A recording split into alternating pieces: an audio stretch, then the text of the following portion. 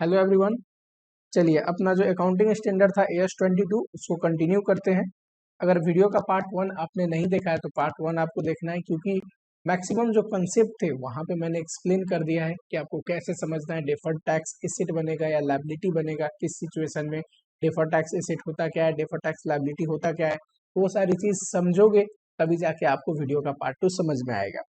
Part 1 में हमने देखा था कुछ बेसिक डेफिनेशंस कि अकाउंटिंग इनकम क्या होता है, टैक्सेबल इनकम क्या होता है, टैक्स एक्सपेंस क्या होता है, और मैंने बोला था टैक्स एक्सपेंस कितना पीएल में चार्ज होगा ये निकालने को आपको एग्जामिनेशन में आएगा।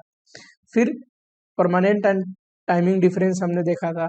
ओके, उसके बाद हमने देखा था डिफरेंट सिचुएशन, कौन से सिचुएशन में डेफर्ड टैक्स एसेट बनेगा और कौन से सिचुएशन में डेफर्ड टैक्स लायबिलिटी बनेगा, जिसमें 4 सिचुएशन मैंने बताई थी। फोर्थ सिचुएशन था वो इंपॉर्टेंट था क्योंकि वहां पे टैक्सेबल लॉस थी, accounting income and taxable loss. उसमें एक एडिशनल पॉइंट मैंने पढ़ाया था, where there is loss, taxable loss है तो डेफर्ड टैक्स एसेट भी बाय डिफॉल्ट बनेगा उस लॉस पे, because loss can be carry forwarded and setup against the future income. Future income में सेटअप करेंगे, फ्यूचर में टैक्स लायबिलिटी कम होगा, उसकी वजह से वो टैक्स सेविंग की वजह से आपको यहाँ पे डेफर्ड टैक्स एसेट बनाना है, प्रोवाइडेड कि there is reasonable certainty that there will be sufficient income in the future and such जो आज का लॉस कैरी फॉरवर्ड है shall be setup against such income in the future period. ठीक है, चलो अभी तक हमने जो पढ़ा है एक बार छोटा सा 2 मिनट का रिवीजन कर लेते हैं, उसके बाद देखते हैं आगे का चैप्टर्स। टैक्स एक्सपेंस निकालना। टैक्स एक्सपेंस क्या होता है, तो पीएल में कितना टैक्स का खर्चा चार्ज होगा ये है, पीएल में कितना टैक्स एक्सपेंस चार्ज होगा ये है। तो मैंने बोला था ये होता है करेंट टैक्स, है ना। करेंट टैक्स का मतलब टैक्सेबल इनकम पे, टैक्सेबल इनकम पे हम कितना टैक्स पे करने वाले हैं, टैक्स रेट से इनटू कर दोगे तो करेंट टैक्स आ जाएगा। और दूसरा मैंने बोला था डेफर्ड टैक्स। डेफर्ड टैक्स का मतलब क्या होता है, तो डेफर्ड टैक्स का मतलब होता है it is a tax effect on timing difference, यानी कि इसका फॉर्मूला क्या है, timing difference into tax rate. Timing difference पे जो टैक्स इफेक्ट आता है उसको बोलते हैं डिफर्ड टैक्स। टाइमिंग डिफरेंस हमने क्या पढ़ा था कि अकाउंटिंग इनकम टैक्सेबल इनकम कई बार इक्वल नहीं होते, उसके बहुत सारे कारण हो सकते हैं, उन कारणों को 2 हिस्सा में बांट सकते हैं, एक टाइमिंग एंड एक परमानेंट। टाइमिंग डिफरेंस मतलब वो खर्चे, वो इनकम का आइटम जो कि दोनों में अलाउड है बट ईयर ऑफ अलाउंस अलग है, जिसको जो बुक की लैंग्वेज है उसमें क्या लिखा होता है, timing difference is a difference which is originated in one period and has capacity to reverse. ये चीज मैंने डिटेल में पढ़ाई थी कि जो डिफरेंस पहले साल में ओरिजिनेट होता है वो आगे आने वाले साल में रिवर्स हो जाता है, क्योंकि जब खर्चा दोनों में अलाउड है बस ईयर डिफरेंट है तो टोटल जो अमाउंट ऑफ एक्सपेंडिचर है वो दोनों में सेम रहती है। ठीक है, परमानेंट डिफरेंस का मतलब कोई भी ऐसा इनकम या कोई भी ऐसी एक्सपेंडिचर जो एक में अलाउड है और दूसरे में अलाउड ही नहीं है, दैट क्रिएट्स परमानेंट डिफरेंस। ठीक है, परमानेंट डिफरेंस पे डेफर्ड टैक्स नहीं आता, टाइमिंग डिफरेंस पे डेफर्ड टैक्स आता है। फिर हमने कुछ क्वेश्चन देखा था, जो हमारा सिचुएशन 1 था कि question related to relevant section of income tax. Income tax के बहुत सारे जो सेक्शंस है, चाहे वो प्रीमिलरी एक्सपेंसेस से रिलेटेड हो, डेप्रिसिएशन से रिलेटेड हो, ठीक, नॉर्मल जो एक्सपेंडिचर क्लेम करने का सेक्शंस है, या फिर सेक्शन 40A से रिलेटेड हो गया। ठीक है, तो बहुत सारे सेक्शन से रिलेटेड क्वेश्चन आ सकते हैं जहां पे अगर दोनों में खर्चा अलाउड हो, टाइमिंग डिफरेंस है, डेफर्ड टैक्स आएगा। कोई खर्चा एक में अलाउड है, जैसे हमने देखा था donation to private trust income tax में अलाउड नहीं है, तो वो क्या था, परमानेंट डिफरेंस का एग्जांपल था। कोई खर्चा अगर दोनों में अलाउड है तो कोई डिफरेंस ही नहीं है, for example interest financial institution को पे किया, अकाउंट में अलाउड था, एंड अगर वो पेड बेसिस पे अलाउड होता है, ऑन और before due date of return filing पे कर दिया और कह रहा है इनकम टैक्स में भी अलाउड है, तो जब दोनों में अलाउ हो गया सेम ईयर में तो देयर इज नो डिफरेंस, कोई डिफरेंस ही नहीं क्रिएट करेगा वो इनकम में, तो इसीलिए जब डिफरेंस नहीं तो कोई भी वहां पे डिफर्ड टैक्स नहीं। ठीक है, डिप्रिसिएशन चेंज हो सकता है, डिप्रिसिएशन चेंज की वजह से डेफर्ड टैक्स एसेट या लायबिलिटी आएगा, है कि नहीं। फर्स्ट ईयर में जब एसेट का डिप्रिसिएशन कैलकुलेट होता है वहां पे चेंज आया डिप्रिसिएशन और डेफर्ड टैक्स एसेट आई, ठीक है, या डेफर्ड टैक्स लायबिलिटी आई, आगे डिप्रिसिएशन अगर रिवर्स हो रहा है तो reversal of that deferred tax माना जाता है। ये नहीं कि पहले साल में एसेट है तो अगले साल में डेफर्ड टैक्स लायबिलिटी बोल रहे हो, नहीं, दैट इज अगले साल में reversal of deferred tax asset. समझ रहे हो, ये चीज मैंने आपको बताई थी अभी तक। अब आगे का क्वेश्चन कंटिन्यू करते हैं, आगे का पोर्शन पढ़ते हैं। आगे जो भी पोर्शन है उस पे डेडिकेटेड क्वेश्चन है और क्वेश्चन पूछा भी है एग्जामिनेशन में, ध्यान से पढ़ना। चलो, पहला यहाँ पे कोई जो कंसेप्ट है वो है minimum alternative tax. Minimum alternative tax, ये तो आप टैक्सेशन में पढ़ते भी हो, मैट का कंसेप्ट है ना। मिनिमम अल्टरनेटिव टैक्स, टैक्सेशन के लॉ में क्या है कि कई बार आपका अगर टैक्स, एक मिनट, हाँ, करेंट टैक्स, अभी तक हमने क्या पढ़ा था, करेंट टैक्स जो हम टैक्स पे करते हैं एज पर इनकम टैक्स, तो सर टैक्सेबल इनकम निकालना है किसके अनुसार, इनकम टैक्स एक्ट के अनुसार, और टैक्स रेट इनटू कर देना है। बट अगर मैट का कंसेप्ट आता है, ठीक है, मैट का कंसेप्ट आता है, मैट का मतलब मिनिमम अल्टरनेटिव टैक्स, कि कम से कम इतना टैक्स आपको देना पड़ेगा, तो वहां पे बुक प्रॉफिट पे टैक्स रेट लगता है, ठीक है, मैट का अपना एक रेट होता है। एंड मैट किस इनकम पे लगेगी, उस इनकम को बोलते हैं बुक प्रॉफिट। ये भी निकालने का एक तरीका होता है, टैक्स में आप पढ़ोगे। और लॉ कहता है कि आपका नॉर्मल जो as per income tax act जो टैक्स है वो, या फिर मैट के अनुसार वो जो भी हायर होगा ना वो आपको पे करनी पड़ेगी।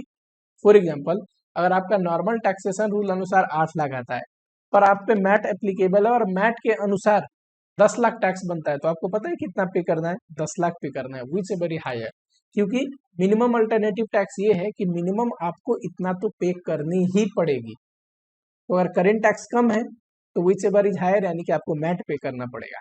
मैट कम है, करेंट टैक्स ज्यादा है, तो विच एवर इज हायर मतलब आपको जो करेंट टैक्स है ये as per income tax act वो आपको पे करनी पड़ेगी।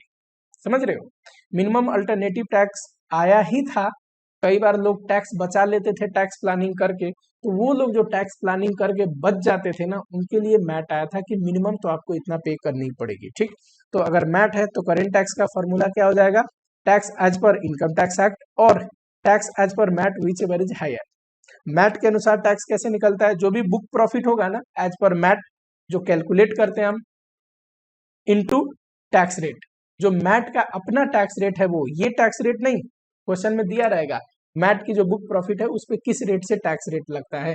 ठीक है, चलो, आपको बुक प्रॉफिट निकालने का अभी यहाँ पे ध्यान देने की जरूरत नहीं, दिया रहेगा क्वेश्चन में। ठीक है, वो सब टैक्स में ध्यान देने की जरूरत है। चलो एक क्वेश्चन देखते हैं इस पे। कंसेप्ट यहाँ पे मैंने लिख दिया है, मैथ से रिलेटेड क्वेश्चन भी यहाँ पे एक बना दिया, यही क्वेश्चन जो है जो बुक में भी है, क्वेश्चन मैं करवा देता हूँ। ये इलस्ट्रेशन इसलिए दिया हुआ है कि नोट्स में आप लोग को आसान हो जाए। मैथ से रिलेटेड क्वेश्चन ये रहा। चलो, अकाउंटिंग प्रॉफिट दिया है, ठीक है, कोई बात नहीं। Book profit as per math दिया है, ठीक है। Profit as per income tax भी दिया है, ठीक है। टैक्स रेट दिया हुआ है 20% एंड मैट रेट दिया हुआ है 7.5%। ठीक, पूछा क्या है, पूछा है कैलकुलेट डेफर टैक्स एसेट या लायबिलिटी, बताइए एक तो कितना आएगा। ठीक है, कोई बात नहीं। And amount to be debited to profit and loss account, PL में कितना डेबिट होगा। अगर डेफर टैक्स लायबिलिटी है तो current tax plus defer tax liability, defer tax asset है तो करेंट टैक्स में से डेफर टैक्स एसेट घटा देंगे तो जो आएगा वो पीएल में डेबिट होगा। चलो निकालते हैं, आ जाओ।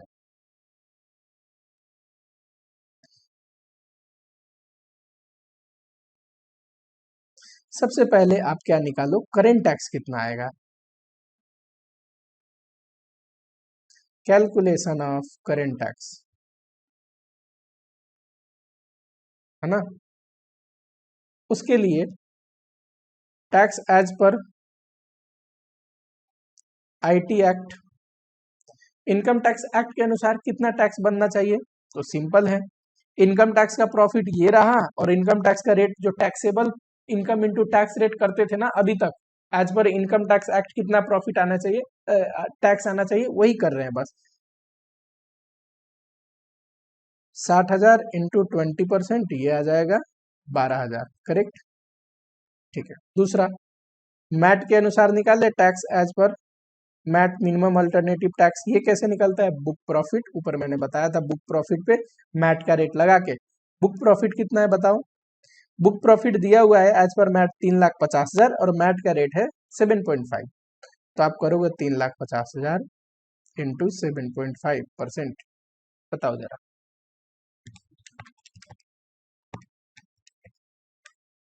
ये आया 26,250।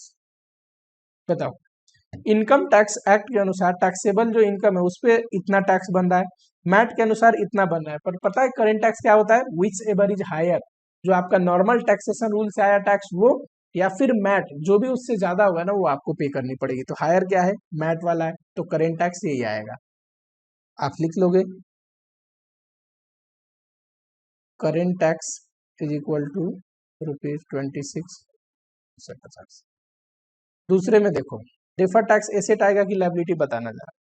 डेफर टैक्स एसेट लायबिलिटी के लिए हमने क्या पढ़ा था कि अकाउंटिंग इनकम देखेंगे, अकाउंटिंग प्रॉफिट कितना है? 6 लाख, और टैक्स के अनुसार प्रॉफिट कितना है? 60,000। कौन सा ज्यादा है? अकाउंटिंग प्रॉफिट ज्यादा है। बताओ, ये केस नंबर 1 में मैंने पढ़ाया था, when accounting income is more than taxable income, क्या आता है? डेफर टैक्स लायबिलिटी आता है। क्यों? आज के डेट में टैक्सेबल इनकम कम है, कम टैक्स पे कर रहे हैं, पर आने वाले समय में हमें ज्यादा टैक्स पे करना पड़ेगा, क्योंकि जो खर्चे का डिडक्शन आज मिल गया है वो कल को एक टैक्स में नहीं मिलेगी, क्योंकि वो खर्चा हमने ज्यादा क्लेम कर लिया ना टैक्स में आज। और जब कल फ्यूचर टैक्स लायबिलिटी बढ़ेगी तो उसमें क्या बनाते हैं? Defer tax liability. तो ये केस नंबर 1 है, अकाउंटिंग इनकम अगर ज्यादा है टैक्सेबल इनकम से तो डेफर टैक्स लायबिलिटी बनता है। कितने में बनता है? जो भी डिफरेंस है, इनका डिफरेंस कितना आएगा बताओ? 6 लाख में से 60,000 घटा दोगे तो 5,40,000 आएगा सर, इनटू टैक्स रेट, है ना? Timing difference into tax rate, यही फॉर्मूला है। टैक्स रेट कितना है? 20%। तो डेफर टैक्स लायबिलिटी बताओ कितना आएगा? Calculation of defer tax liability पूरा लिखना आप एग्जामिनेशन में, calculation of defer tax liability, ठीक है? 6 लाख माइनस 60,000 इंटू 20%, 1,08,000 आएगा, है ना? 1,08,000। पहला तो हमसे ये पूछा है डेफर टैक्स एसेट या लायबिलिटी, तो लिख देंगे 1,08,000। एन बताओ, अमाउंट टू बी चार्ज या फिर डेबिटेड लिख दो, debited in profit and loss account. तो क्या लिखोगे? देखो, करेंट टैक्स तो डेबिट होता ही है, डेफर टैक्स लायबिलिटी भी डेबिट होता है, दोनों जोड़ के कितना आएगा? 1,34,250, ये आएगा आंसर। इतना अमाउंट डेबिट होगा profit and loss account. Simple है। मैट में क्या करना है, बस करेंट टैक्स निकालते टाइम जो taxable into into tax rate था, taxable income into tax rate as per normal income tax act. अब एक मैट के अनुसार भी निकालेंगे, जो हायर होगा उसको मानेंगे करेंट टैक्स, और जो डेफर टैक्स एसेट लायबिलिटी था वो तो वैसे ही निकलेगी। एंड कितना डेबिट होगा प्रॉफिट एंड लॉस में? तो करेंट टैक्स तो डेबिट होता ही है, अगर डेफर टैक्स लायबिलिटी है तो वो भी जुड़ जाएगा, एसेट होता तो घटा के लिखते हैं। चलो दूसरा सिचुएशन पढ़ते हैं, समझ में आया? क्वेश्चन है इस पे, ये ध्यान से पढ़ना। Construction contract.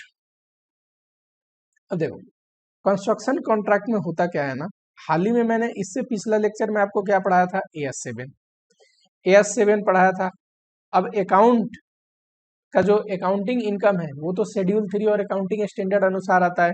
कंस्ट्रक्शन कॉन्ट्रैक्ट का AS7 है, वो कहता है रेवेन्यू कैसे रिकॉग्नाइज करना है? परसेंटेज कंप्लीशन मेथड, याद करो percentage completion method. Fix price contract का क्वेश्चन भी कराया था, मैंने बोला था पूरी ईयर्स इसी पे परसेंटेज कंप्लीशन मेथड कैसे निकालते थे?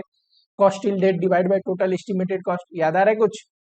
पर जो इनकम टैक्स एक्ट है ना, यहाँ पे आप देखोगे, यहाँ पे बोला रहेगा क्वेश्चन में आपको कंप्लीटेड कॉन्ट्रैक्ट मेथड से प्रॉफिट निकाल, यानी कि जो कॉन्ट्रैक्ट कंप्लीट हो गया उस साल में उसी का रेवेन्यू हम रेवेन्यू मानते हैं। तो देखो, जब दोनों का मेथड अलग यूज हो रहा है तो ऑब्वियसली रेवेन्यू अलग आएगा। सारे खर्चे सेम हो और रेवेन्यू रिकॉग्निशन अलग हो तो यहाँ पे टाइमिंग डिफरेंस क्रिएट होता है रेवेन्यू की वजह से। क्यों? देखो, पूरी कॉन्ट्रैक्ट में 3 सालों में, 3 साल का मान लो एक कॉन्ट्रैक्ट है और मुझे 3 साल बाद 50 लाख मिल रहे हैं, तो 3 साल में हमारे टोटल रेवेन्यू तो 50 लाख ही है। बस अकाउंट के अनुसार हो सकता है मैंने यहाँ पे 15, यहाँ पे 15, 30 और यहाँ पे 20 रिकॉग्नाइज किया हो। एक एग्जांपल लेते हैं। और टैक्स के अनुसार रेवेन्यू आया है कुछ और, टैक्स के अनुसार आया है यहाँ पे 20, 20 20 लाख है, ठीक है, डबल जीरो कर दो, और 10 लाख। अब देखो ये टाइमिंग डिफरेंस क्यों है, टोटल रेवेन्यू तो दोनों में सेम है, 50 लाख और 50 लाख, बस जो हर एक साल रिकॉग्नाइज करने का अमाउंट है ना वो अलग है, इसी को तो टाइमिंग डिफरेंस बोलते हैं। टाइमिंग डिफरेंस क्या था बताओ, कि खर्चा या रेवेन्यू दोनों में चार्ज हो रहा है या क्रेडिट हो रहा है, बस ईयर ऑफ अलाउंस की किस साल कितना वो खर्चा चार्ज हो रहा है या किस साल कितना रेवेन्यू रिकॉग्नाइज हो रहा है, ये फर्क है, उसको बोलते हैं टाइमिंग डिफरेंस। तो डेफर्ड टैक्स आएगा अगर रेवेन्यू रिकॉग्निशन अलग है तो, ठीक है।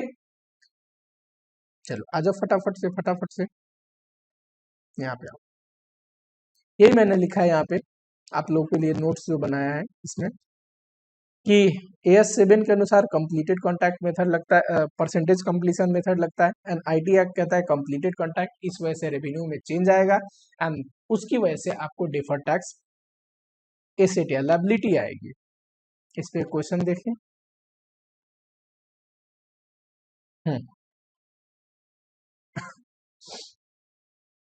Omega limited is working on different project which are likely to complete within 3 year period. बहुत सारे प्रोजेक्ट को ओमेगा काम कर रहा है और 3 सालों में सारे प्रोजेक्ट खत्म हो जाएंगे। It recognize revenue on these contact on percentage of completion method for financial year, ये पहला साल मैं बोल रहा हूँ, दूसरा और ये थर्ड ईयर, ठीक है। आप 1 2 3 कर लो, एग्जामिनेशन में आप ऐसे लिख सकते हो, सिंस ये फाइनेंशियल ईयर है अप्रैल टू मार्च, इसीलिए दोनों साल का रिफरेंस दिया हुआ है, और परसेंटेज कंप्लीशन अनुसार हमने इतना इतना इतना रेवेन्यू रिकॉग्नाइज किया, ठीक है। However for income tax purpose it has adopted completed contact method under which it recognize revenue this. Income tax में हमने कंप्लीटेड कॉन्टैक्ट मेथड लगाया और वहां के अनुसार रेवेन्यू कुछ और आया, ऑब्वियसली क्योंकि जो फर्स्ट साल में कंप्लीट होगा कॉन्टैक्ट उसी का रेवेन्यू कंप्लीटेड कॉन्टैक्ट मेथड में आनी चाहिए, है कि नहीं, तो रेवेन्यू दोनों का अलग है। इनकम टैक्स रेट 35% है, कोई बात नहीं। Calculate the amount of deferred tax asset या लायबिलिटी फॉर ईयर, पहला साल, दूसरा साल, तीसरा साल, तीनों साल के लिए डेफर्ड टैक्स एसेट और लायबिलिटी कितनी होनी चाहिए, आप कैलकुलेट करके बताइए, कह रहा है क्वेश्चन।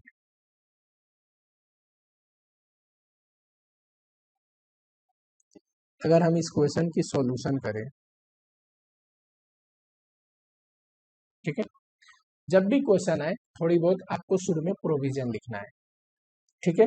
डेफर्ड टैक्स एसेट या लायबिलिटी टाइमिंग डिफरेंस पे क्रिएट होता है, ठीक है। टाइमिंग डिफरेंस वो है जो एक पीरियड में जनरेट होता है, ओरिजिनेट होता है और सब्सिक्वेंट पीरियड में रिवर्स हो जाता है, उसके बाद आपको चीजों को सॉल्यूशन करना है, हमेशा थोड़ा बहुत प्रोविजन आपको लिखनी चाहिए। हमारे क्वेश्चन में 3 साल है ना, मैं ईयर 1 2 3 लिख रहा हूँ, अब जो रिफरेंस दिया है X0 to X1 वैसे करके लिख सकते हैं। अकाउंटिंग इनकम देखते हैं,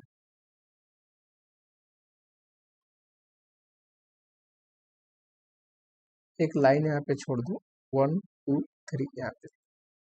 चलो अकाउंटिंग इनकम कितना है, तो अकाउंट में हमने 11 लाख, 16 लाख, 21 लाख ऐसे रिकॉग्नाइज किया, 11 लाख, 16 लाख, 21 लाख, टोटल कितना रिकॉग्नाइज किया, आई थिंक 48 आना चाहिए।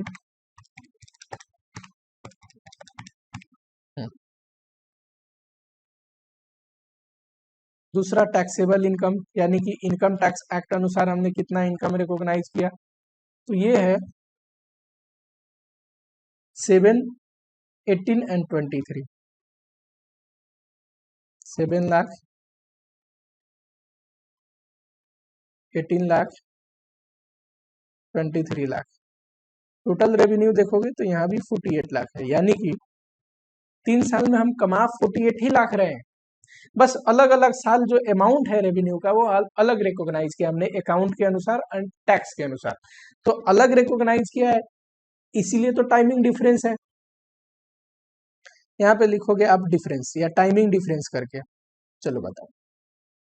फिर लिखोगे डेफर टैक्स, देखेंगे क्या आता है, एसेट या लायबिलिटी, इस केस में डेफर टैक्स लायबिलिटी आएगा, और यहाँ लिखोगे डेफर टैक्स लायबिलिटी का कितना बैलेंस रहेगा, जरा बताना।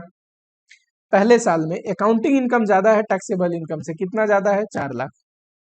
बताओ अकाउंटिंग इनकम और टैक्सेबल इनकम से ज्यादा है तो डेफर टैक्स एसेट आता है कि लायबिलिटी, केस नंबर 1 में पढ़ाया था मैंने कल, केस नंबर 1 याद करो, if accounting income is more than taxable income, deferred tax liability आती है।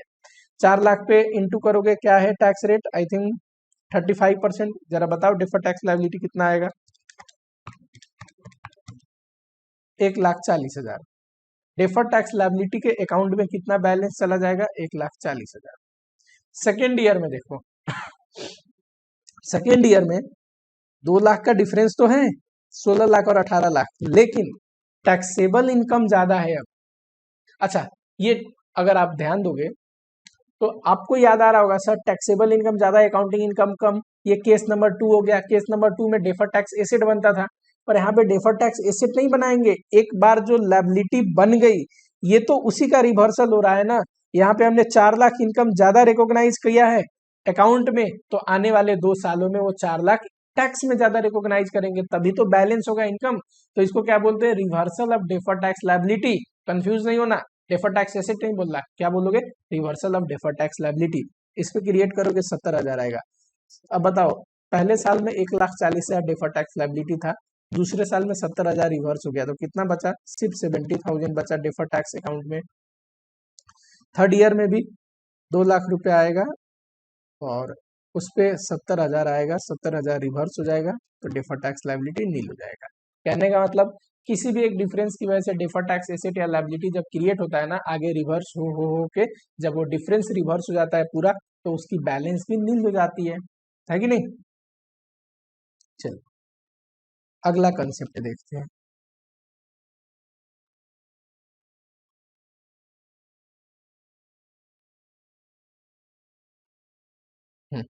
अगला कंसेप्ट है टैक्स हॉलिडे के लिए।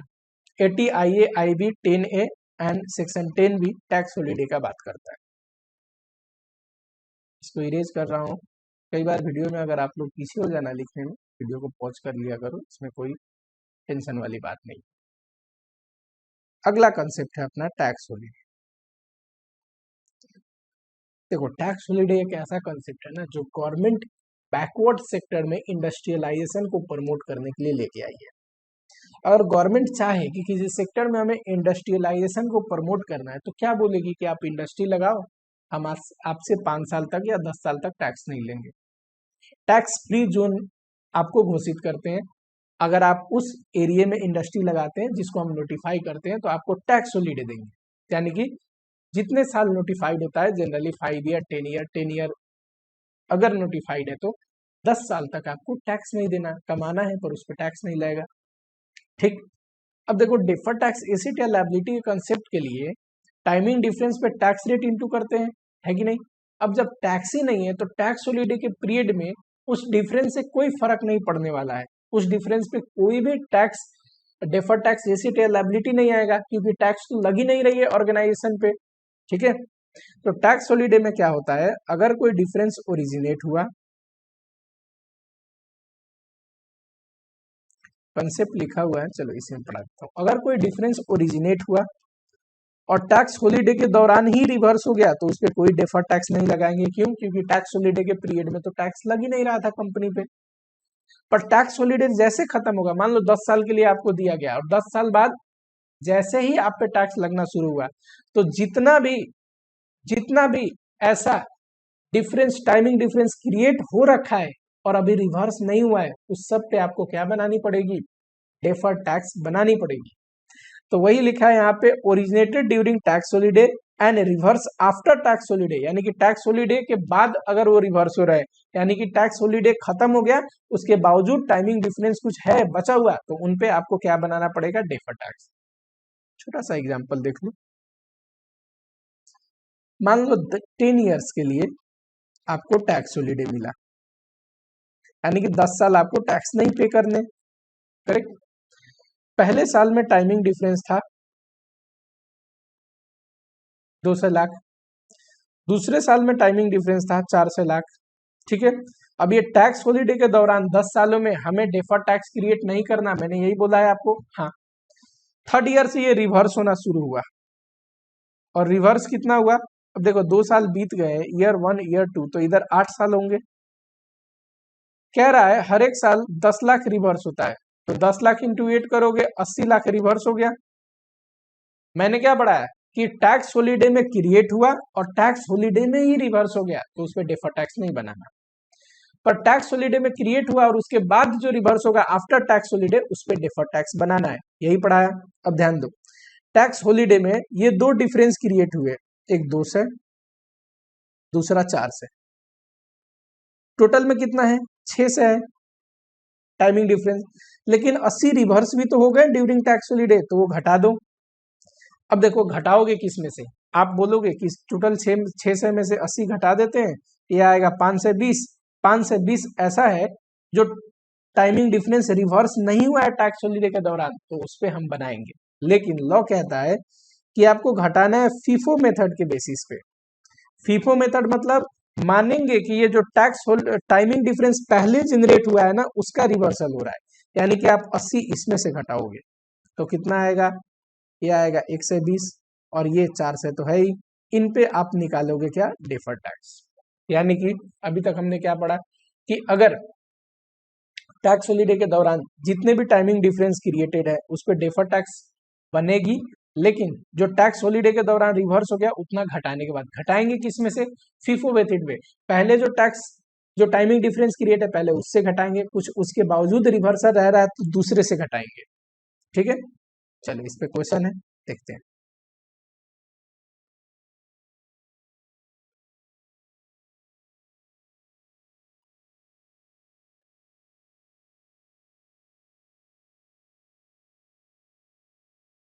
Y limited is fully tax free enterprise for first 10 year, 10 साल तक उसको टैक्स फ्री है, and is in second year of its operation, और दूसरे साल में खड़ा है।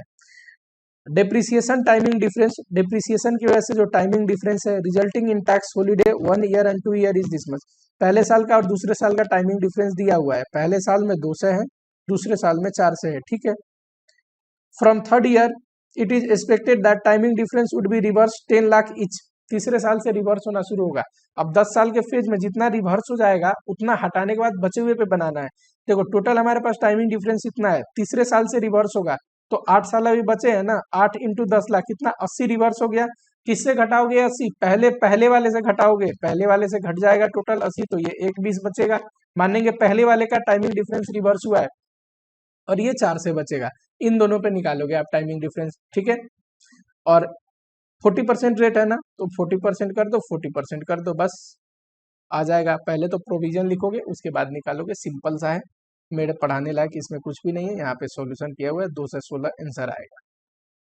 चलो सेमी क्वेश्चन है, देखो टाइमिंग डिफरेंस रिवर्स किया हो गया 80, और 200 में से 80 घटाने के बाद इस पे टैक्स रेट लगाओगे, इतना आएगा डेफर टैक्स, और इस पे डेफर टैक्स इतना आएगा, दोनों को जोड़ दोगे, ये रहा डेफर टैक्स। ठीक है, आ जाओ अगला कंसेप्ट है carry forward and setup of losses.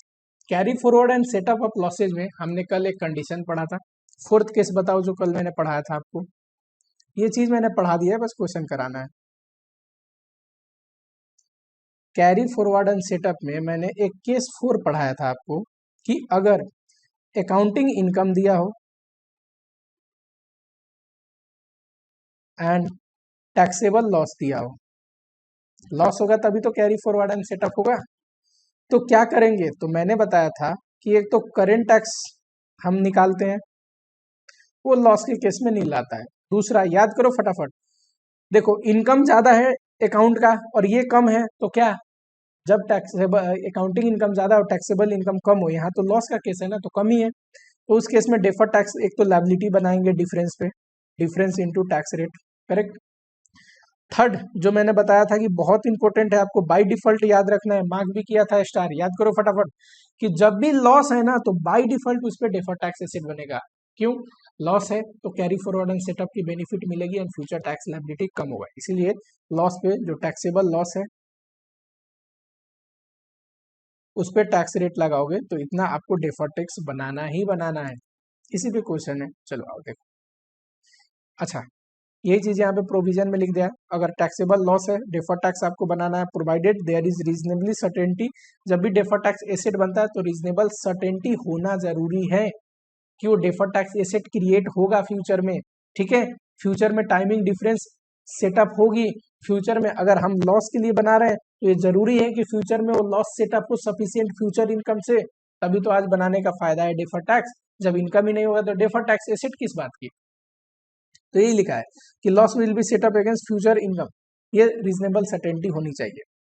चलो इस पे एक क्वेश्चन है, मैं आप लोगों को कराता हूँ क्वेश्चन।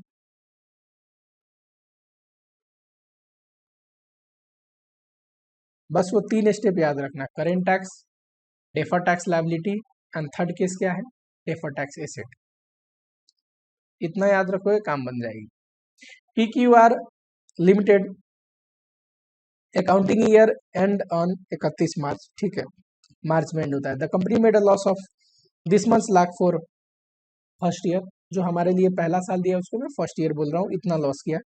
सेकेंड ईयर और थर्ड ईयर में प्रॉफिट किया 1 लाख का, और थर्ड ईयर में किया 1,20,000 का, कोई बात नहीं। It is assume that the loss of year can be carry forward for 8 years and tax rate is 40%। जो लॉस है ना पहले साल में वो कैरी फॉरवर्ड होगा, यानी कि उस लॉस पे डेफर्ड टैक्स एसेट निकालना नहीं भूलना पहले साल में। क्यों, जब भी लॉस होता है तो उस पर अलग से डेफर्ड टैक्स एसेट बनता ही बनता है, याद आया क्या। जितना पढ़ाया है ना उसको हमेशा याद रखा करो, कोई ऐसा क्वेश्चन नहीं कि उस पढ़ाई से बाहर आएगा, सारे क्वेश्चन उसी में से आते हैं, बस आप ध्यान नहीं रखते। By the end of first year, the company feel that there will be sufficient taxable income in the future against which carry forward loss can be set up। ये तो कंडीशन ही है डेफर टैक्स बनने का, कि future में sufficient income होगा तो loss setup होगा, उसके तभी हम डेफर टैक्स एसेट बनाते हैं। There is no difference between taxable income, accounting income except carry forward of loss allowed in year 2 and year 3। Prepare a statement of profit for year 1 to 3। ठीक है, कोई बात नहीं, बनाते हैं स्टेटमेंट ऑफ प्रॉफिट। चलो अगर इसकी सॉल्यूशन करें हम तो क्या लिखेंगे, स्टेटमेंट ऑफ प्रॉफिट फॉर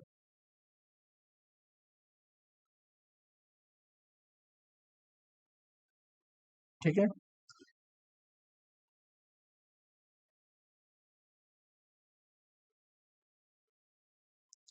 देखो ये प्रॉफिट हम बना रहे हैं किसका, अकाउंट के अनुसार, है ना, स्टेटमेंट ऑफ प्रॉफिट। अब अकाउंट का और टैक्स का तीनों साल का प्रॉफिट सेम बोला है, कि अकाउंट में और टैक्स में और कोई डिफरेंस नहीं है, सिर्फ फर्क इतना है कि टैक्स में एक नियम है कि आपको लॉस को कैरी फॉरवर्ड करके सेटअप का बेनिफिट मिलेगा, नहीं तो लिखा हुआ है there is no difference between taxable income accounting income. तो ये जो है ना,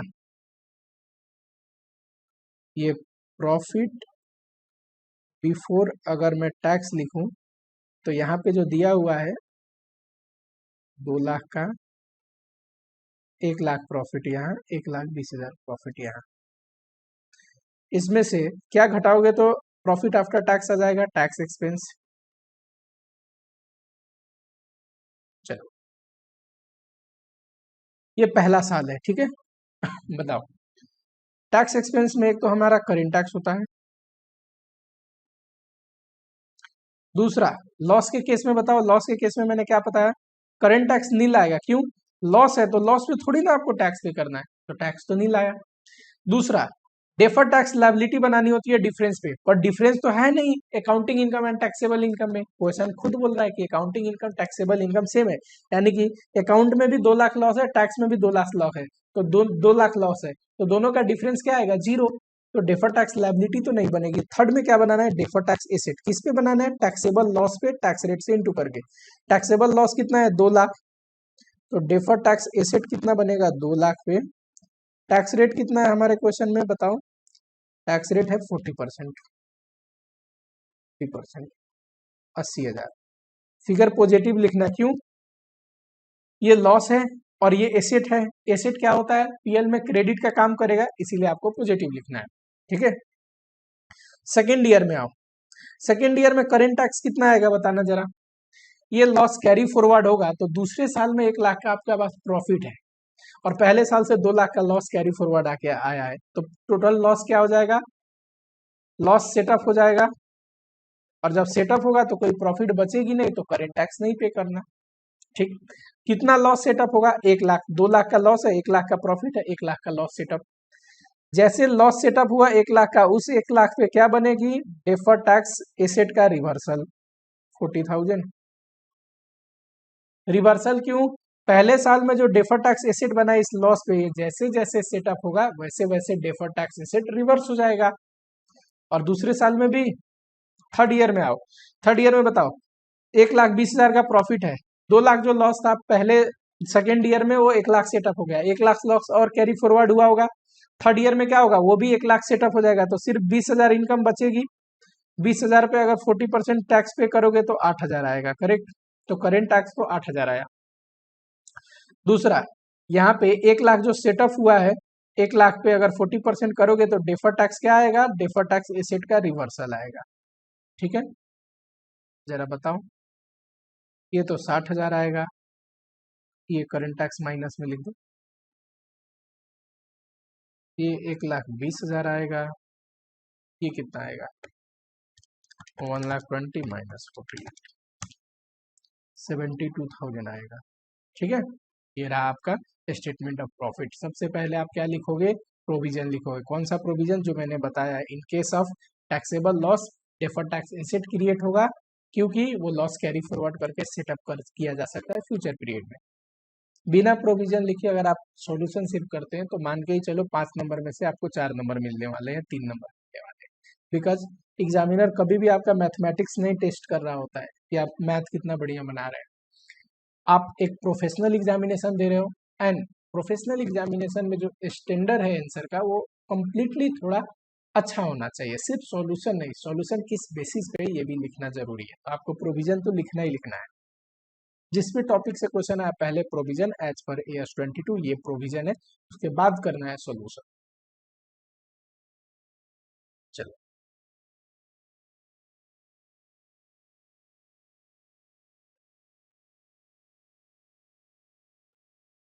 ये कर लिया हमने। उसके बाद आता है इम्पेयरमेंट। इम्पेयरमेंट पे आपके बुक में क्वेश्चन नहीं है, पर पहले ये अकाउंटिंग स्टैंडर्ड हुआ करता था CA फाइनल ओल्ड कोर्स में, वहां पे क्वेश्चन है, तो वहां पे क्वेश्चन है तो कभी भी वो क्वेश्चन यहाँ पे भी पूछ सकता है। ठीक है, आ जाओ, इम्पेयरमेंट। आपको पूरा इम्पेयरमेंट नहीं पढ़ना, क्योंकि इम्पेयरमेंट का जो लॉस है ना वो AS28 कवर करता है, एंड AS28 आपको पढ़ना नहीं है आपके सिलेबस में। पर इम्पेयरमेंट लॉस निकलता कैसे, इतना अगर आपको पता हो तो एग्जामिनेशन में क्वेश्चन बन जाएगा। इम्पेयरमेंट लॉस निकालने का सिंपल फॉर्मूला है कैरिंग कॉस्ट किसी भी एसेट का माइनस उसका रिकवरेबल वैल्यू। अच्छा, रिकवरेबल वैल्यू कैसे निकलता है, वैल्यू इन यूज, ये भी आपको दिया रहेगा, निकालने की जरूरत नहीं, सब चीज क्वेश्चन में देगा, सिर्फ आपको ये फॉर्मूला याद होना जरूरी है, carrying cost minus recoverable value. ठीक है, या फिर net selling price whichever is higher. AS कहता है कि किसी भी एसेट का वैल्यू उसके रिकवरेबल वैल्यू से ज्यादा नहीं हो सकता है। फॉर एग्जाम्पल, आपकी एसेट का रिकवरेबल वैल्यू है 1 लाख, रिकवरेबल वैल्यू मतलब उस एसेट को यूज करके या बेच के कितना वैल्यू जनरेट किया जा सकता है। ठीक है, अगर यूज करके ज्यादा जनरेट किया जा सकता है या बेच के ज्यादा जनरेट किया जा सकता है, विच एवर इज हायर ले लीजिए, नेट सेलिंग प्राइस और वैल्यू इन यूज, यूज करने के बाद जो वैल्यू जनरेट करेगा विच एवर इज हायर। ठीक है, एंड ये रिकवरेबल वैल्यू मान लो 1 लाख आया किसी एसेट का, और आपके बुक में एसेट कितने पे दिख रहा है, मान लो 1,20,000 पे। तो एएस कहता है 20,000 खर्चा एज अ लॉस आप राइट ऑफ करिए, उस एसेट की वैल्यू 20,000 से गिरा दीजिए और 1 लाख पे दिखाइए। क्योंकि किसी भी एसेट को, एसेट क्या है, ये ऐसी संपत्ति है जो फ्यूचर इकोनॉमिक बेनिफिट जनरेट करके दे रही है। जब उसकी फ्यूचर इकोनॉमिक बेनिफिट 1 लाख की है तो आप उस एसेट को, उसको एज अ संपत्ति आप 1,20,000 कैसे दिखा रहे हो अपने बुक में, आप राइट अप करो, वो 1,20,000 का संपत्ति नहीं है, 1 लाख की वैल्यू जनरेट करने वाली है। तो इसीलिए रिकवरेबल वैल्यू 1 लाख है, तो आपको 1 लाख पे दिखानी चाहिए और 20,000 आपको राइट अप कर देना। ठीक है, एज अ एक्सपेंस आपको PL में अलाउड होता है। लेकिन इनकम टैक्स एक्ट में ऐसा कोई कंसेप्ट नहीं है। इनकम टैक्स एक्ट में आप एसेट का डेप्रिसिएशन क्लेम कर सकते हैं, ये इम्पेयरमेंट वगैरह का कंसेप्ट इनकम टैक्स एक्ट में है नहीं। तो ये तो परमानेंट डिफरेंस क्रिएट हो गई। तो सर यहाँ पे क्यों पढ़ा रहे हो, अगर कोई खर्चा इम्पेयरमेंट लॉस अकाउंट में अलाउड है, इनकम टैक्स में कभी अलाउड ही नहीं है, तब तो ये परमानेंट डिफरेंस हो गई। तो परमानेंट डिफरेंस हो गई तो यहाँ पे डेफर टैक्स तो निकलेगा ही नहीं, उस डिफरेंस पे डेफर टैक्स थोड़ी नहीं निकालते हैं परमानेंट डिफरेंस पे। पर क्वेश्चन में यहाँ पे एक ट्रिक है, AS28 एक और बात कहता है कि अगर फ्यूचर में हमेशा आपको इसका रिव्यू करना है इच बैलेंस शीट डेट पे, देखते रहना है। जब भी आपको लगे ना, मान लो 1,20,000 का एसेट था, 1,00,000 का हो गया, आपने 20,000 राइट ऑफ कर दिया और 1,00,000 का बना दिया। फ्यूचर में अगर आपको लगता है कि उसका रिकवरेबल वैल्यू बढ़ गया है, अब 1,50,000 का हो गया है रिकवरेबल वैल्यू, तो आप उस एसेट का वैल्यू फिर 50,000 से बढ़ा दीजिए, कोई बात नहीं। हर एक बैलेंस शीट डेट पे आप रिव्यू करिए और आपको कन्विंसिंग एविडेंस लगता है कि रिकवरेबल वैल्यू अब ज्यादा हो गया है, कोई ऐसा एविडेंस एग्जिस्ट नहीं करता कि रिकवरेबल वैल्यू कम है, तो आपको रिकवरेबल वैल्यू अगर ज्यादा है ना तो एसेट का कॉस्ट आप बढ़ा सकते हैं। तो यानी कि impairment loss can B temporary. Impairment loss ऐसा हो सकता है कि आज पीएल में चार्ज किया डेबिट करके, कल को उसको रिव्यू कर रहे हैं तो पीएल में क्रेडिट कर रहे हैं, ठीक है। तो जब टेम्पोररी है ना, कि अगर पीएल में एक साल में कोई लॉस खर्चा डेबिट हुआ है और अगले साल सेम ही खर्चे को क्रेडिट कर रहे हैं, तो पता है ये क्रिएट करता है क्या, बताओ फटाक से, टाइमिंग डिफरेंस। अगर ये एक बार अलाउड हो जाता और इनकम टैक्स में अलाउड ही नहीं होता, मान लो ये अकाउंट है और ये इनकम टैक्स है, इनकम टैक्स में तो अलाउड नहीं होता, और इसमें मान लो अलाउड हो जाता, ये नहीं होता दिया हुआ, सिर्फ अलाउड होता, तो ये परमानेंट डिफरेंस होता। पर टेम्पोररी है, अगर टेम्पोररी है इम्पेयरमेंट लॉस की, एक साल लॉस है, दूसरे साल एज उसको आप क्रेडिट रिकॉग्नाइज कर सकते हैं, तो वहां पे आपको क्या करना है, तो ये इम्पेयरमेंट टेम्पोररी है। अगर क्वेश्चन बोले कि इम्पेयरमेंट टेम्पोररी है तो आपको क्या करना है, उस इम्पेयरमेंट पे भी डेफर्ड टैक्स निकालना है। अब आओ क्वेश्चन पे, आ जाओ यहाँ पे इम्पेयरमेंट लॉस। देखो चलो, इम्पेयरमेंट लॉस कैसे निकलता है, कैरिंग कॉस्ट में से रिकवरेबल वैल्यू घटा के, दोनों दिया रहेगा एग्जामिनेशन में, आपको ज्यादा दिमाग नहीं लगाना। इम्पेयरमेंट लॉस AS28 से अलाउड है, पर ये इनकम टैक्स में अलाउ नहीं होता। लेकिन अगर इम्पेयरमेंट लॉस टेम्पोररी है, अगर इम्पेयरमेंट लॉस टेम्पोररी है तो उस पर भी टाइमिंग डिफरेंस निकालेंगे। फिर टैक्स में तो सिर्फ डिप्रिसिएशन अलाउड होता है एसेट का, पर अकाउंट में डिप्रिसिएशन और इम्पेयरमेंट दोनों जोड़ के जो खर्चा होगा वो निकालने के बाद हम डेफर टैक्स निकालेंगे, ठीक है। क्योंकि इम्पेयरमेंट लॉस अगर टेम्पोररी है तो इम्पेयरमेंट लॉस भी टाइमिंग डिफरेंस क्रिएट करता है, और इम्पेयरमेंट लॉस के बारे में कुछ ना बोले तो इम्पेयरमेंट लॉस को टेम्पोररी नहीं मानेंगे, ठीक है। क्वेश्चन में आपको बोलेगा, अभी दिखाता हूँ क्वेश्चन कैसा पूछा हुआ है। हाँ जी, आ जाओ फटाफट से। Acute limited is owner of, acute limited is owner of cash generating asset, block of asset whose current carrying cost is this much. Carrying cost बताओ कितना है, 999, ठीक है। After a detail study by technician team assess the present recoverable value, recoverable value कितना है 555, क्या figure दिया हुआ है। The value of block of asset as per income tax act, income tax IT act के अनुसार जो WDB है वो कितना है 777, और approving authority of company has sign statement confirming that impairment in value of CUG is only a temporary phenomenon. ये देना जरूरी है, तभी इम्पेयरमेंट लॉस पे क्या आएगा, इम्पेयरमेंट लॉस पे डेफर टैक्स आएगा। नहीं देगा तो इम्पेयरमेंट लॉस एक परमानेंट डिफरेंस है, उस पर डेफर टैक्स नहीं क्रिएट होता है। Which is reversible in subsequent period, बोल दिया आपको। And also assuring virtual certainty of taxable income in foreseeable period, ठीक है। You are required to set deferred tax working as per work accounting standard in force given। Tax rate कितना है 30% plus 10% surcharge. बताओ surcharge किस पे, amount पे लगता है कि टैक्स पे लगता है, टैक्स पे लगता है। तो टैक्स रेट एक्चुअल में कितना है 30% प्लस 30% का 10%, 3% कितना हो जाएगा 33%, ठीक है। डिप्रिसिएशन का रेट दिया है टैक्स के लिए 15% एंड अकाउंट के लिए, डेप्शन कितना दिया हुआ है, तो टैक्स के लिए है 15% और अकाउंट के अनुसार डेप्शन निकालना है 13.91%। अच्छा, ये जो वैल्यू दिया है चाहे WDB इनकम टैक्स का या फिर बुक में जो अपना वैल्यू है, ये बिफोर डिप्रिसिएशन है कि आफ्टर डिप्रिसिएशन, ये एक जो एजम्पशन का बात है। अगर आप बिफोर डिप्रिसिएशन लेते हो इस वैल्यू को तो डिप्रिसिएशन सीधा परसेंटेज इंटू करके आ जाएगा। लेकिन प्रॉब्लम ये है कि इंस्टीट्यूट ने इसको आफ्टर डिप्रिसिएशन माना कि this is the value after depreciation, और जब भी इसका क्वेश्चन का सजेस्टेड आंसर आता है इसको आफ्टर डिप्रिसिएशन ही एज्यूम करता है। तो हमारे लिए बेहतर क्या होगा कि हम भी आफ्टर डिप्रिसिएशन एज्यूम कर लेते हैं। कंसेप्ट में तो इससे कुछ चेंज नहीं आना है, बस ये डिप्रिसिएशन डिडक्ट हो चुका है कि नहीं हुआ है, ये जो डब्ल्यू है और कैरिंग कॉस्ट है, ये बस बात है। तो हम मानेंगे कि डिप्रिसिएशन घट चुका है। अभी देख ही रहे हो इंस्टीट्यूट कैसे पेपर चेक कर रहा है।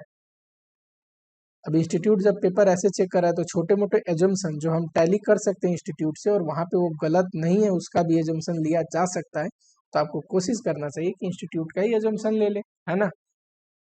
चलो सॉल्यूशन,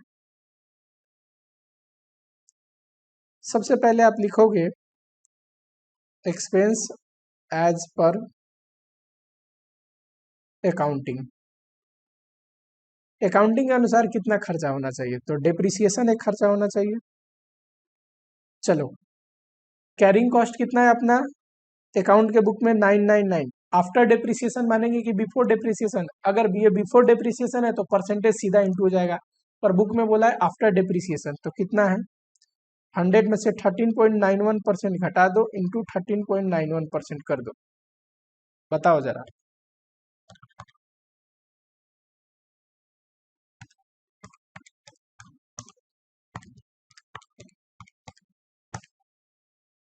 $161.41।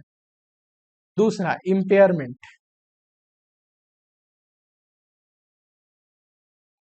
अच्छा इम्पेयरमेंट लॉस कैसे निकलता है, recoverable value minus, sorry carrying cost minus recoverable value, बताओ फटाफट, अभी तो पढ़ाया carrying cost minus recoverable value, comment box में आप लोग लिखा करो, ठीक है। कितना आएगा इम्पेयरमेंट लॉस बताओ, कैरिंग कॉस्ट कितना है 999, रिकवरेबल वैल्यू कितना है 555 दिया हुआ है क्वेश्चन में, बताओ जरा। तो ये आ गया 444, बताओ टोटल खर्चा इस एसेट से रिलेटेड कितना हम चार्ज करेंगे पीएल में, ये आ गया 605.41। दूसरा आप लिखोगे expense as per income tax act, पूरा लिखना है इनकम टैक्स एक्ट। चलो इनकम टैक्स एक्ट के अनुसार डिप्रिसिएशन कितना होना चाहिए, तो वो तो डब्ल्यूडीबी पे लगता है और डब्ल्यूडीबी दिया हुआ है, कितना दिया हुआ है डब्ल्यूडीबी 777, यही था ना बुक में, हाँ 777, ठीक है। डब्ल्यूडीबी दिया हुआ है आपको, ये क्या मानना है बिफोर डिप्रिसिएशन की आफ्टर, तो आफ्टर डिप्रिसिएशन मान के करना है। 15% रेट है,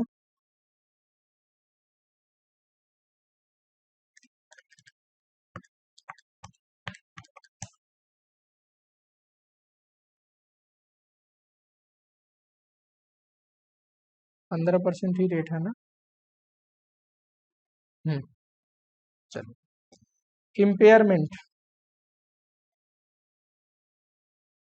देखो टैक्स में कोई इम्पेयरमेंट लॉस अलाउड नहीं होता, तो टैक्स के अनुसार आप कितना खर्चा क्लेम कर सकते हैं 137.12, जो टाइमिंग डिफरेंस है वो कितना आएगा बताओ। अकाउंट में खर्चा डाला है इतना, टैक्स में खर्चा डाला है इतना, कितना डिफरेंस आया,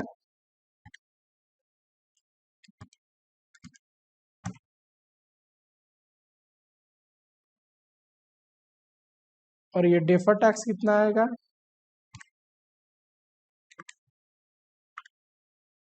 154 पॉइंट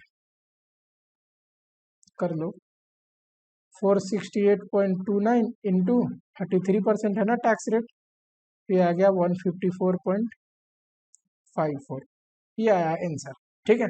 दूसरा चीज डेफर टैक्स क्या आएगा, एसेट आएगा कि लायबिलिटी, ये मैंने ब्लैंक छोड़ा हुआ है, चलो बताओ।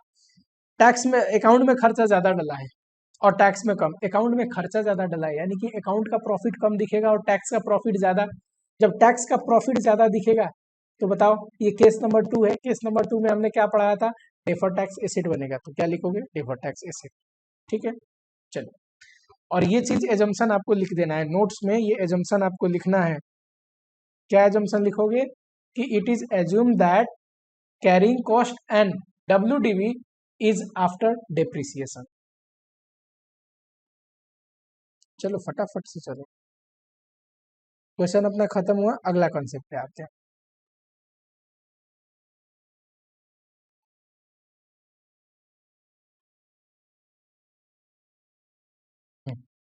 लीज एग्रीमेंट के केस में नॉलेज के लिए है, इस पे कोई क्वेश्चन नहीं है। अगर ऑपरेटिंग लीज है तो कोई डिफरेंस नहीं आता। ऑपरेटिंग लीज में क्या लेसर दोनों में, चाहे अकाउंट में भी लेसर डेप्रिसिएशन क्लेम करता है, एंड अगर आप उसकी बुक देखोगे टैक्स के अनुसार तो वहां भी लेसर डेप्रिसिएशन क्लेम करता है। जब लेसर ही दोनों केस में डेप्रिसिएशन क्लेम करेंगे तो कोई डिफरेंस नहीं आएगा। फाइनेंस लीज के केस में देखो डेप्रिसिएशन क्या है कि अकाउंट में लेसी क्लेम करता है, फाइनेंस लीज में याद करो, एंड आईटी एक्ट में लेसर क्लेम करता है। दोनों अलग अलग इंसान है, ये परमानेंट डिफरेंस है, इस पे कोई भी डेफर टैक्स निकालने की जरूरत नहीं। ठीक है। लॉन्ग टर्म कैपिटल लॉस, इस पे डेफर टैक्स एसेट, कोई भी लॉस हो उस पे डेफर टैक्स एसेट क्रिएट करना होता है, लेकिन प्रोवाइडेड आपके पास सफिशिएंट कैपिटल गेन हो फ्यूचर में उस लॉस को सेटअप करने के लिए। ठीक। डेफर टैक्स एसेट शुरू में क्रिएट होगा उस लॉस पे, जैसे जैसे वो लॉस सेटअप होगा, जितना लॉस सेटअप होगा उस पर reversal of defer tax asset, अभी एक क्वेश्चन करवाया था। ऑन एब्जॉर्ब डेप्रिसिएशन, पता है on absorb depreciation carry forward and setup कहता है कि अनलिमिटेड पीरियड तक, इनफाइनाइट पीरियड तक आप कैरी फॉरवर्ड करके सेटअप कर सकते हैं। ठीक है, तो इस पे भी हम डेफर टैक्स एसेट क्रिएट करेंगे प्रोवाइडेड कि फ्यूचर इनकम हमारे पास होने वाला हो इसको सेटअप करने के लिए। चेंज इन टैक्स रेट बहुत ही इंपॉर्टेंट है, इस पे क्वेश्चन है नहीं आपके बुक में, मैंने एक छोटा सा क्वेश्चन बना के दिया है, लेकिन अगर क्वेश्चन पूछेगा तो आप लोग वहीं पे फंस जाओगे, तो इसीलिए चेंज इन टैक्स रेट आप लोगों को ध्यान देना है। चलो, चेंज इन टैक्स रेट, अगर मान लो यहाँ पे डिफरेंस आपको दिया है ईयर 1 2 3 एंड डिफरेंस भी दिया है, पहले साल में 40 का डिफरेंस था और अगले 2 साल में वो डिफरेंस रिवर्स हो गया। ठीक है, अकाउंट और टैक्स का जो इनकम का डिफरेंस है वो ऑलरेडी दिया हुआ है, और कितना कितना रिवर्स हो गया ये भी दिया हुआ है। बट क्वेश्चन में क्या दिया है कि टैक्स रेट चेंज हो रहा है, फर्स्ट ईयर में 50% टैक्स रेट था और दूसरे साल में 35% टैक्स रेट है। तो आप बताइए कि कितना डेफर टैक्स एसेट हर एक साल रिवर्स होगा, कितना डेफर टैक्स एसेट की बैलेंस बचेगी या डेफर टैक्स लायबिलिटी की बैलेंस बचेगी। स्टेप नंबर 1 में मैंने क्या लिखा है, calculate defer tax and original difference at prevailing rate. पहले साल में आपका कितना डिफरेंस है ये, और डिफरेंस पे टैक्स रेट लगाओगे तो डेफर टैक्स आ जाएगा। तो मैंने बोला डेफर टैक्स पहले साल इतना निकाल लो ओरिजिनल से, क्योंकि पहले साल में थोड़ी ना टैक्स रेट चेंज हो रहा है। सेकेंड ईयर में आप आओगे तो देखो पहले साल में मान लो 40,000 का वो है, क्या बोलते हैं डिफरेंस, और दूसरे साल में उसमें से 15 रिवर्स हो जाए, 15,000 रिवर्स हो जाए, तो पता है कितना बचेगा डिफरेंस। दूसरे साल के एंड में अगर 40,000 का डिफरेंस है, 15 रिवर्स हो जाए तो 25 बचेगा। तो 25 पे लेटेस्ट रेट के अनुसार आपको डेफर्ड टैक्स का बैलेंस निकालना है। तो सेकेंड ईयर में क्या लिखा है मैंने, for next year calculate deferred tax on difference to be carry forwarded, कितना डिफरेंस रह गया रिवर्स नहीं हुआ उस पे न्यू रेट से। हमारे केस में 40 में से 15 सेकेंड ईयर में रिवर्स हो गया, तो बचा कितना, 25,000 का डिफरेंस बचा थर्ड ईयर के लिए। उस पे जो नया रेट है 35%, उस अनुसार आप डेफर टैक्स निकालो, तो ये डेफर टैक्स बैलेंस रहना चाहिए थर्ड ईयर के रिवर्स के लिए। ठीक है, अब पहले साल में इतना डेफर टैक्स था, दूसरे साल के एंड में इतना रहना चाहिए, तो आपको कितना डेफर टैक्स रिवर्स करना पड़ेगा, घटा दो, इतना था और इतना रहना चाहिए, तो ये आपको रिवर्स करनी पड़ेगी। थर्ड ईयर में बताओ, थर्ड ईयर में ये डिफरेंस रिवर्स हो रहा है ना, तो इस पे जो डेफर टैक्स आएगा वो ऑटोमेटिकली रिवर्स हो जाएगा। वो कितना है जो थर्ड ईयर का बैलेंस बचा हुआ है ये, तो यही लिखा है कि कैलकुलेट डेफर टैक्स ऑन, जो ओरिजिनल डिफरेंस है उस पे फर्स्ट ईयर का रेट है उस पे निकालिए। सेकेंड ईयर में क्या करिए कि जितना सेटअप हो गया टाइमिंग डिफरेंस, जितना टाइमिंग डिफरेंस रिवर्स हो गया उसको घटाने के बाद जो टाइमिंग डिफरेंस बचा उस पे नया रेट से निकालो। इतना आपको डेफर टैक्स कैरी फॉरवर्ड करना है। जब इतना रखना है डेफर टैक्स, और ओरिजिनल 20,000 था, तो बैलेंस क्या करना है आपको, रिवर्स कर देना है। और थर्ड ईयर में जो डेफर टैक्स का बैलेंस बचा हुआ है 8,000, हमारे केस में 750, ये रिवर्स हो जाएगा। यही मैंने यहाँ पे लिखा हुआ है, फर्स्ट ईयर में इतना डेफर टैक्स आएगा, डेफर टैक्स के बैलेंस इतना बचेगी। सेकेंड ईयर में इतना हमने निकाला था रिवर्स हो जाएगा, तो रिवर्स होने के बाद कितना बचेगा डेफर टैक्स में ये। ठीक है, और थर्ड ईयर में ये भी रिवर्स हो जाएगा, और लास्ट में क्या आएगा, डेफर टैक्स लायबिलिटी का बैलेंस नील। चलो, अदर पॉइंट ये आपको याद रखना है, थोड़ा सा छोटे मोटे पॉइंट है, प्रेजेंटेशन एंड डिस्क्लोजर से रिलेटेड। पार्ट 1 शेड्यूल 3 जो बैलेंस शीट का है, उसमें डेफर टैक्स एसेट जो है नॉन करेंट एसेट की हेडिंग में सेपरेटली आपको डिस्क्लोज करना पड़ता है, और डेफर टैक्स लायबिलिटी है वो नॉन करेंट लायबिलिटी के हेडिंग में सेपरेटली डिस्क्लोज करना पड़ता है। Defer tax asset and liability आपको सेपरेटली ये दोनों हेडिंग के अंदर डिस्क्लोज करना पड़ता है। एक केस है जहां पे आप सेटअप कर सकते हैं, defer tax asset and liability को सेटअप करके लिख सकते हैं, कौन सा केस?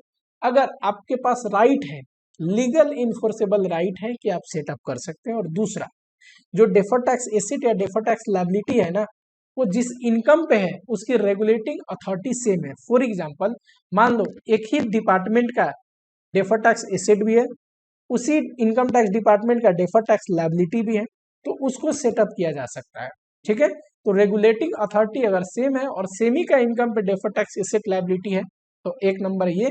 और पहला कंडीशन मैंने क्या बताया, लीगल इन्फोर्सेबल राइट होना चाहिए सेटअप करने का। दोनों हुआ तो आप सेटअप करके भी दिखा सकते हैं, नहीं तो लॉजिकली हम क्या करते हैं, सेपरेट डिस्क्लोज करते हैं, डेफर्ड टैक्स एसेट को नॉन करेंट एसेट के हेडिंग में एंड डेफर्ड टैक्स लायबिलिटी को नॉन करेंट लायबिलिटी के हेडिंग में।